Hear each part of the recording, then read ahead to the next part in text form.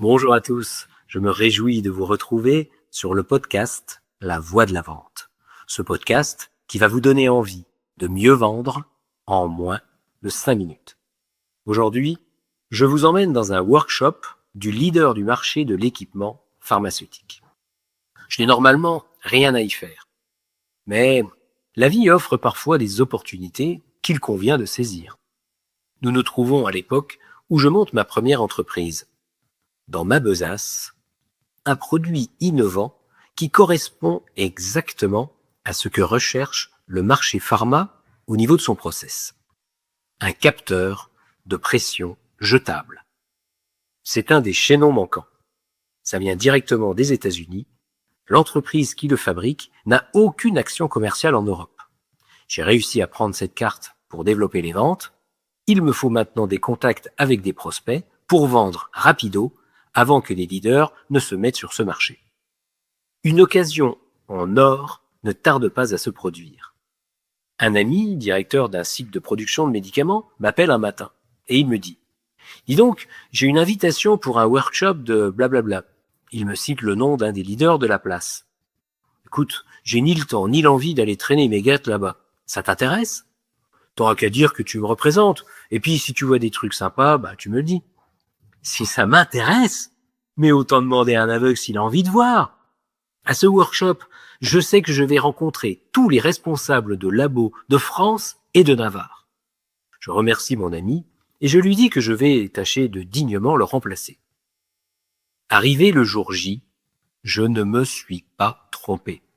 Toutes les entreprises intéressantes pour moi y assistent avec l'interlocuteur qui va bien.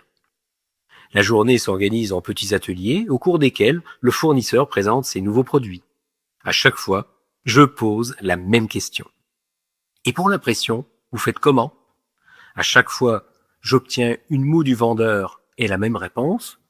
Pour l'instant, c'est un peu un problème, mais on y travaille. Et à chaque fois, je montre ma solution. À chaque fois, je récupère des cartes de visite de prospects intéressés. À la fin de la journée, j'ai moissonné une dizaine de cartes. Mais il me manque encore 2 labos que je n'ai pas réussi à alpaguer. Nous ne nous sommes jamais retrouvés ensemble dans un atelier. Et là encore, coup du destin. Alors que je m'apprête à repartir en voiture, j'aperçois 3 personnes sur le parking. Dans les 3 se trouvent les 2 prospects que j'ai ratés. Ils attendent un taxi. Je m'arrête à leur hauteur. Je leur propose de les raccompagner à la gare. Dans la voiture, je termine le job. Voilà comment en une journée, j'ai alimenté mon pipe de prospects. Ça m'a permis de développer le marché français en 2 coups de cuillère à peau. Alors, pourquoi est-ce que je vous ai raconté cette histoire ? Eh bien parce qu'elle nous parle d'une qualité que chaque commercial doit posséder, l'opportunisme. Alors bien sûr, ça nécessite de faire preuve d'une autre qualité, l'audace. Mais ça porte ses fruits. Quand les autoroutes sont encombrées, choisir les chemins de traverse permet de réussir plus rapidement. Alors maintenant, à vous de jouer. Prenez un papier, un crayon, listez tous ces petits trucs que vous faites en prospection qui vous démarquent et qui vous font réussir.